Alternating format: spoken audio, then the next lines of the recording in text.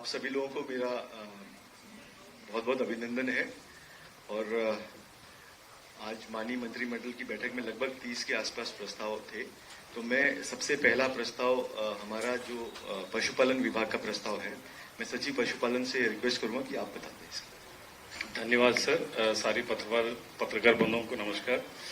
आज एक बहुत ही महत्वपूर्ण निर्णय हुआ है जो माननीय मुख्यमंत्री जी द्वारा इसका कदम उठाया गया है। एक साल पहले डीजी आईटीबीपी जब यहाँ पर आए थे उत्तराखंड में माननीय मुख्यमंत्री जी से मिलने के लिए, तब समय माननीय मुख्यमंत्री जी ने ये इच्छा जाहिर किया कि जो हमारे जो लोकल जो पहाड़ की आर्थिक स्थिति को बेहतर करने के लिए क्यों ना आईटीबीपी का जो यहाँ पर जो बटालियन स्थित है पिथौरागढ़, चमोली और उत्तरकाशी जिले में, ये लोग लोकल क्रय क्यों ना करे करके। सो उसके तहत उस समय जो चर्चा में एक हमको शैलेश सर ने भी निर्देश दिया कि इसका एक योजना बना दिया जाए, जिसके तहत हमने एक योजना बनाया है जो हमारी जो भेड़ और बकरी पालक जो यहाँ पर जो तीनों जिलों में है और उसके साथ अनुबंध 7 जिले हैं, वहां पर लगभग 10,000 भेड़ और बकरी पालक आईटीबीपी को मटन की सप्लाई करेंगे। दूसरा लगभग 1000 कुक्कुट पालक ब्रॉयलर चिकन और क्रॉयलर जो हमारा देसी चिकन है ये उपलब्ध कराएंगे आईटीबीपी बटालियंस को। और 500 लगभग 500 फिशरमैन मत्स्य पालक वहां पर जो आईटीबीपी बटालियन को ट्राउट फिश उपलब्ध कराएंगे। इससे हमारा उम्मीद है कि लगभग अराउंड 200 करोड़ की बिजनेस पहाड़ में होगी। सो काफी आर्थिक स्थिति पहाड़ का इससे सुधरने की 100% संभावना है। मैं इसके लिए पूरा प्रयास के लिए आदरणीय सचिव महोदय शैलेश सर को, मुख्य सचिव महोदय मैडम को और सचिव वित्त को हृदय से आभार व्यक्त करता हूं। इस योजना का नाम हमने नाम तो अभी कुछ नहीं रखा, आईटीबीपी बटालियन को सहकारी समिति द्वारा उपलब्ध कराना, चीज वस्तु उपलब्ध कराना है। ये स्टार्टिंग में 3 जिले हैं, चमोली, पिथौरागढ़ और उत्तरकाशी, वहां से सप्लाई होगा। अगर वहां से सप्लाई में कोई कमी आएगा तो नेक्स्ट वाली जनपदों से लेंगे और विद इन 1 ईयर हम इन तीनों जनपद में पूरा सैचुरेट कर देंगे सो दैट इसी 3 जनपदों से माल आईटीबीपी बटालियन को जाएगा। ये सहकारी समिति है जो हमारा फेडरेशन है, sheep and goat federation, poultry federation, मत्स्य फेडरेशन, तीनों बने हैं, वो करेंगे। इसमें देखिए माननीय मुख्यमंत्री जी के ये निर्देश थे कि जो हमारे बॉर्डर के जिले हैं उनकी आर्थिकी में बढ़ोतरी करनी है, तो उसी नाते ये प्रस्ताव आज माननीय मंत्रिमंडल में पास किया गया है। तो हमें पूरी उम्मीद है कि इससे जो हमारे वहां पे किसान हैं जो पशुपालन के क्षेत्र में, फिशरी के क्षेत्र में लगे हुए हैं, तो माननीय मुख्यमंत्री जी की अपेक्षा अनुसार इसमें काफी जो उनकी इकोनॉमी है उसमें बढ़ोतरी होगी। तो आज यही अनुमति मिला है कि एमओयू करने के लिए। दूसरा है हमको शासन द्वारा 5 करोड़ के रिवॉल्विंग फंड मिला है, क्योंकि आईटीबीपी हमको 2 महीने के विलंब से पेमेंट करेगा, लेकिन फार्मर को हम 2 महीने वेट नहीं करा सकते। हमारा उद्देश्य है कि 2 दिन के अंदर हम उनको पेमेंट कर दें। इसके लिए शासन ने आज 5 करोड़ रुपए दिया है। दूसरा हमको लगभग गैप फिलिंग के लिए, क्योंकि मार्केट रेट और आईटीबीपी का रेट में थोड़ा अंतर है, सो वो जो गैप फिलिंग का है वो पैसा भी सरकार हमको उपलब्ध करा रहे, लगभग 4 करोड़ रुपए। धन्यवाद sir, thank you very much. इसके अलावा जो दूसरा मत था ये एक मानव वन्यजीव संघर्ष राहत वितरण संशोधन नियमावली का आज माननीय मंत्रिमंडल द्वारा अनुमोदन दिया गया।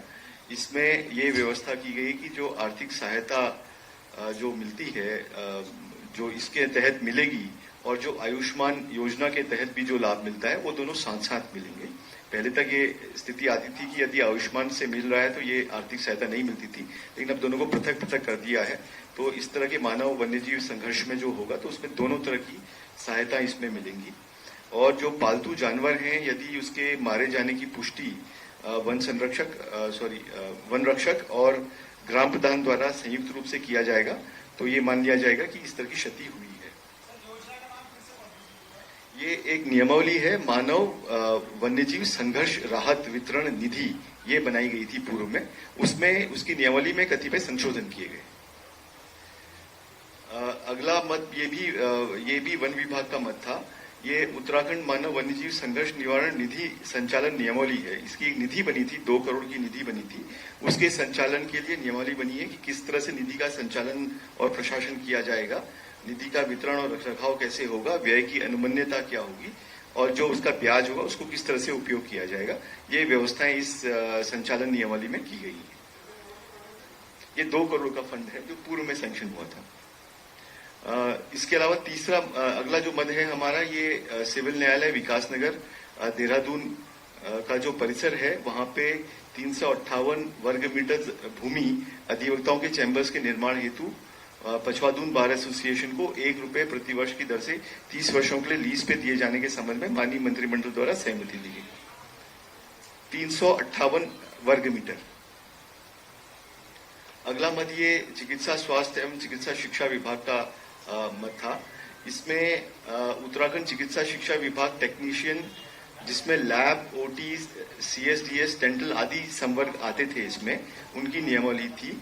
लेकिन इसमें सीएसडीएस में इनकी नियमावली में कतिपय समस्या आ रही थी कि लोग इनके मिलते नहीं थे। तो इसमें एक नई अहर्ता डाली गई है सीएसडीएस टेक्नीशियन के बारे में कि पैरामेडिकल काउंसिल में जो पंजीकृत संस्थान है, इनसे ओटी में डिग्री या डिप्लोमा या सीएसडीएस में डिग्री डिप्लोमा, यानी कि ऑप्शंस खोल दिए कि ओटी में डिग्री या डिप्लोमा हो तब भी इसमें चयन किया जा सकेगा। अगला मद ये हमारा ये भी चिकित्सा स्वास्थ्य विभाग का मद है। इसमें खाद्य संरक्षा और औषधि प्रशासन विभाग में एक उप औषधि नियंत्रक का पद सृजित करने का आज माननीय मंत्रिमंडल ने अनुमोदन दिया गया।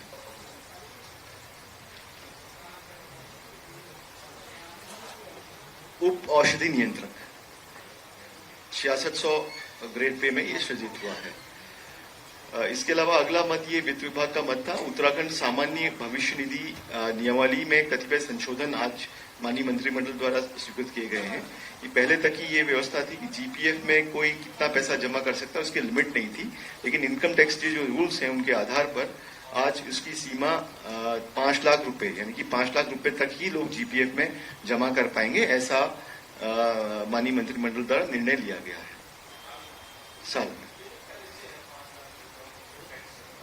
जी, वो उसी नियमावली में व्यवस्था कर दी है कि 5 लाख रुपए तक ही आप जमा कर पाएंगे, उसमें उससे ऊपर जमा नहीं करें। अगला मद ये है निदेशालय लेखा परीक्षा ऑडिट के अंतर्गत अधीनस्थ लेखा परीक्षा सेवा संवर्ग संविलियन नियमावली। ये पूर्व में ये नियमावली बनी थी और उसमें लेखा परीक्षा ऑडिट में कतिपय ऐसे लोग थे जो कि सार्वजनिक निगम में, प्रतिष्ठान में और प्राधिकरणों में थे, उनके संबंध में ये नियमावली में व्यवस्था नहीं थी। तो आज वो व्यवस्था करने का भी माननीय मंत्रिमंडल द्वारा अनुमति दी गई है। अगला मद कौशल विकास विभाग का मद है। कौशल विकास विभाग के अंतर्गत जो सेंटर ऑफ एक्सीलेंस जो बनाए गए हैं, इसमें जो प्रशिक्षार्थी आएंगे उनके भोजन और उनके रुकने की व्यवस्था कौशल विकास विभाग के द्वारा की जाएगी, ऐसा माननीय मंत्रिमंडल द्वारा निर्णय लिया गया है। जो विदेश रोजगार के लिए जो हमारे सेंटर ऑफ एक्सीलेंस बने हैं उसके संबंध में। अगला मद ये उच्च शिक्षा विभाग का मद था। ये माननीय मुख्यमंत्री उच्च शिक्षा शैवनिंग छात्रवृत्ति योजना की आज स्वीकृति दी गई है। इसके संबंध में पूर्व में माननीय मुख्यमंत्री जी के सम्मुख इसमें एक एमओयू किया गया था। आज उस योजना की विधिवत स्वीकृति आज यहाँ पर दी गई है। इसमें ये व्यवस्था है कि जो हमारे उच्च शिक्षा विभाग में पढ़ने वाले छात्र और छात्राएं हैं, उनमें से 5 जो मेधावी छात्र छात्राएं हैं, उनका शेवनिंग की जो टीम है और उच्च शिक्षा विभाग के द्वारा उनका चयन किया जाएगा मेरिट के आधार पर। और उन लोगों को जो शेवनिंग के अंतर्गत जो यूनाइटेड किंगडम में जो अच्छे विश्वविद्यालय हैं वहां पढ़ने की सुविधा दी जाएगी और इसका आधा खर्च शेवनिंग उठाएगा और इसका आधा खर्च स्टेट गवर्नमेंट के द्वारा वहन किया जाएगा। अगला मद ये नागरिक उड्डयन विभाग का था। ये हरिद्वार के सिडकुल में एक हेलीपोर्ट बनाने की आपकी स्कीम है सिविल एविएशन डिपार्टमेंट की, और इसमें उनके द्वारा सिडकुल में जमीन चाहिए गई थी। तो उसके लिए माननीय मुख्यमंत्री जी को निर्णय करने के लिए मंत्रिमंडल द्वारा अधिकृत किया गया। हमारे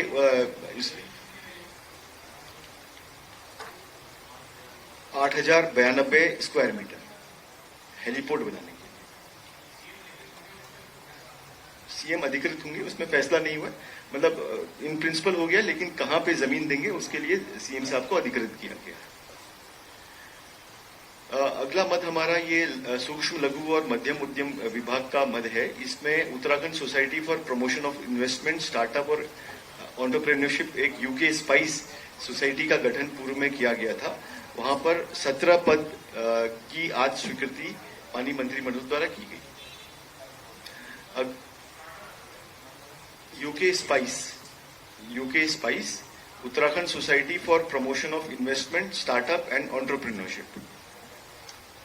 अगला मत ये हमारा उत्तराखंड उच्चतर न्यायिक सेवा नियमावली में कतिपय संशोधन के संबंध में था। ये इसमें पूर्व में एक सिलेबस भी इस नियमावली में दिया गया था। चूंकि अब जैसे भारतीय न्याय संहिता आदि चीजें आ गई हैं, तो ये व्यवस्था कर दी गई है कि इसमें जो भी सिलेबस होगा वो माननीय उच्च न्यायालय द्वारा उसको प्रस्तावित किया जाएगा और सरकार द्वारा, प्रदेश सरकार द्वारा उसको स्वीकृत किया जाएगा। वही सिलेबस जो है इसमें लागू होगा।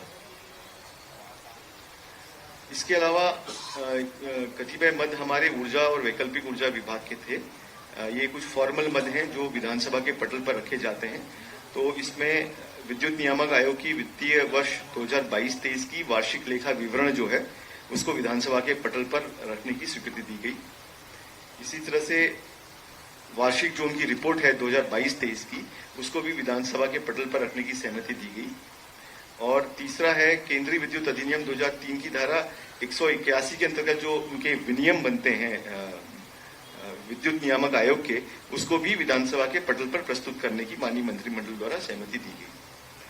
अगला मत हमारा ये भी पशुपालन विभाग का था, जिसमें पशु सेवा केंद्र चौड़ा मेहता पाटी विकासखंड में इसको पशु चिकित्सालय में उच्चीकृत करने की आज माननीय मंत्रिमंडल द्वारा सहमति दी गई और इसमें 4 पद अलग अलग कैटेगरी के सृजित करने की भी स्वीकृति दी गई। अगला मत हमारा ये सैनिक कल्याण विभाग का मत था। सैनिक कल्याण विभाग का मत था। इसमें जो वीरता पुरस्कार है, अशोक चक्र, महावीर चक्र, कीर्ति चक्र, वीर चक्र और शौर्य चक्र, और जो प्राप्त भारतीय सैनिक और उनकी वीरांगनाओं को उत्तराखंड राज्य परिवहन निगम की बसों में एक निःशुल्क बस यात्रा करने की सुविधा है। आज तक उसके बजट की व्यवस्था जो है सैनिक कल्याण विभाग के द्वारा की जाती थी। चूंकि अब बजट में व्यवस्था परिवहन विभाग के मद में कर दी गई, तो नियमावली में सिर्फ इतना परिवर्तन कर रहे हैं कि उसकी जो बजट की व्यवस्था है वो परिवहन विभाग द्वारा ही की जाएगी। अगला मद ये वित्त विभाग का अगला मद है। वित्त विभाग में 23 फरवरी 2024 में एक वरिष्ठ व्यक्तिगत अधिकारी का नया पद सृजित किया गया था। उसकी नियमावली को प्रख्यापित करने के लिए आज माननीय मंत्रिमंडल द्वारा अनुमति दी गई। अगला मद ये पेयजल विभाग का मद है। इसमें जल जीवन मिशन के सुचारू संचालन के लिए एक राज्य जल एवं स्वच्छता मिशन की शीर्ष समिति का गठन किया गया था। तो उसके आज कुछ उसमें कतिपय संशोधन किए गए हैं कि उसमें जो हमारा सारा एक बना हुआ है, उनके लोगों को, स्किल डेवलपमेंट डिपार्टमेंट के लोगों को भी उस समिति में रखने का प्रस्ताव पास हुआ। और ये भी निर्णय किया गया कि इस तरह के कतिपय संशोधन यदि भविष्य में होते हैं तो उसके लिए मुख्यमंत्री जी निर्णय ले सकेंगे। जी, उसके भी जो कमेटी है उसमें उनके भी पदाधिकारी होंगे। इसमें क्योंकि स्किल डेवलपमेंट के भी काफी काम इसमें करने हैं जो हमारा जल जीवन मिशन में है। ग्रामीण क्षेत्रों में जो हमारे टेक्नीशियन आदि हैं उनका जी। इसके अलावा अगला मद हमारा ये Uttarakhand state seeds and organic production certification agency के ढांचे में एक संयुक्त निदेशक का पद सृजित करने का भी आज सहमति दी गई। अगला मत हमारा ये शहरी विकास विभाग का मत था। ये उत्तराखंड उत्तर प्रदेश नगर पालिका अकेंद्रीकृत सेवानिवृत्ति लाभ नियमावली में संशोधन इसमें प्रख्यापित किए गए। इसमें ये व्यवस्था थी कि 2007 से पूर्व के लोगों को, पहले तक ये व्यवस्था थी कि जो 2007 में ये व्यवस्था आई थी कि जिन लोगों ने 10 वर्ष पूर्ण कर लिए हैं उनको पेंशन मिलेगी। तो 2007 से पूर्व के कुछ लोग छूट रहे थे, उनको भी पेंशन देने पर आज माननीय मंत्रिमंडल द्वारा निर्णय लिया गया।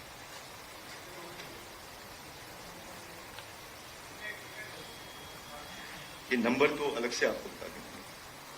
इसके अलावा अगला मद भी ये शहरी विकास विभाग का मद है। इसमें ये व्यवस्था की गई कि उत्तराखंड नगर निकायों एवं प्राधिकरणों हेतु विशेष प्राविधान संशोधन अध्यादेश 2024 के प्रख्यापन पर सहमति दी गई। इसमें जो हमारी मलिन बस्तियां हैं उसमें भारत सरकार द्वारा जो मलिन बस्तियों की व्यवस्था करने के लिए उनके लिए जो व्यवस्था दी गई है, उनके कुछ और संशोधन उसमें किए गए, उसको देखते हुए ये अध्यादेश लाया जा रहा है और इसमें जो पूर्व निर्धारित समयावधि 6 वर्ष थी उसको 9 वर्ष किया जा रहा है उसको लागू करने के लिए। इसके अलावा अगला मद हमारा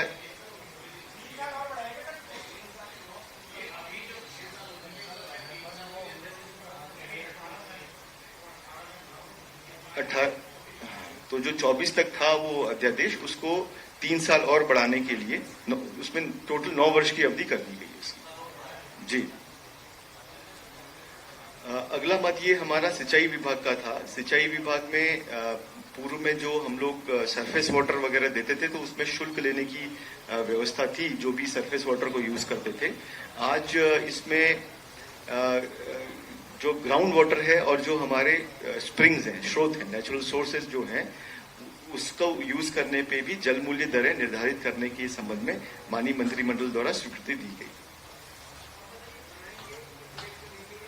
वो रेट इन्होंने आज बता दिए हैं। इसको जी जल मूल्य ये उत्तराखंड राज्य में गैर कृषि कार्य, कृषि एवं कृषि संबंधित कार्यों और राजकीय पेयजल व्यवस्था को छोड़कर जो भूजल का निकास होगा और स्प्रिंग जल जो यूज होगा उस पर जल मूल्य की दरें 1 दिसंबर 2024 से लागू होंगी। ऐसी व्यवस्था आज इसमें सिंचाई विभाग के द्वारा प्रस्तावित की गई थी जिसपे माननीय मंत्रिमंडल द्वारा अनुमोदन दिया गया। ये हम प्रेस नोट में सारे रेट्स लिखे हुए हैं, हम आपको अलग से अवेलेबल करा देंगे इसमें।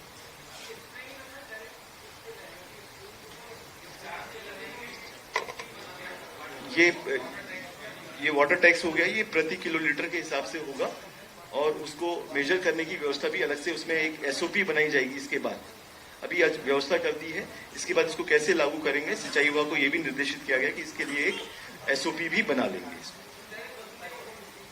सिंचाई विभाग जी।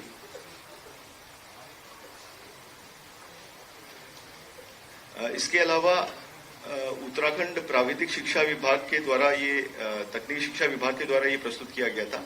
उत्तराखंड प्राविधिक शिक्षा विभाग सेवा संशोधन नियमावली है। इसमें जो हमारे पॉलिटेक्निक है इसमें पुस्तकालय के पदों हेतु पूर्व में स्नातक की उपाधि के साथ साथ डिप्लोमा डीलिट धारक अभ्यर्थियों के साथ साथ बैचलर इन लाइब्रेरी साइंस और bachelor in library and information science इनको भी प्रतिभाग करने का अवसर इसमें दिया जाएगा और एमलिप को भी इसमें दिया जाएगा। इसके अलावा जो इसके नेक्स्ट अगला मत जो था हमारा वो खाद्य नागरिक आपूर्ति विभाग का था। इसमें जैसा कि आपको विदित है कि पूर्व से ही हमारे प्रदेश में मुख्यमंत्री निःशुल्क गैस रिफिल योजना का संचालन किया जा रहा है जो कि 2024-25 के लिए थी। आज माननीय मंत्रिमंडल द्वारा निर्णय लिया गया है कि इसको अगले 3 वर्ष यानी कि 2027 तक के लिए लागू करने के लिए आज इसमें सहमति दी गई है। मुख्यमंत्री निःशुल्क गैस रिफिल योजना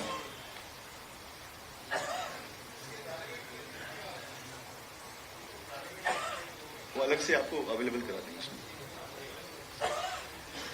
इसके अलावा एक अंतिम मत ये है कि हमारे जो प्रकाष्ठ प्रजातियां, जो लकड़ी की प्रजातियां के रॉयल्टी प्रक्रिया में संशोधन और उनका क्या रेट आदि होना चाहिए, इसके लिए आईएम काशीपुर से स्टडी कराए जाने के बारे में आज माननीय मंत्रिमंडल द्वारा सहमति। आज के इतने ही मत हैं। एक पहले पशुपालन भी एक इसके अलावा मत ये था कि जो विधानसभा का सत्र है वो फॉर्मल मत था, उसका सत्रावसान करने के लिए भी सहमति दी गई। वो तो अलग से, वो फाइल अलग है। आप सब लोगों का बहुत बहुत धन्यवाद। नहीं, अभी नहीं, अभी तो उसकी नियमावली जो बनी है उसकी वो विधायी और न्याय में परीक्षण के लिए है, उसके बाद पुट अप। अगर आप ये वीडियो YouTube पर देख रहे हैं तो हमारे चैनल को सब्सक्राइब करें और बेल आइकन को दबाना ना भूलें अगर आप Facebook पर ये वीडियो देख रहे हैं तो हमारे पेज को लाइक करें।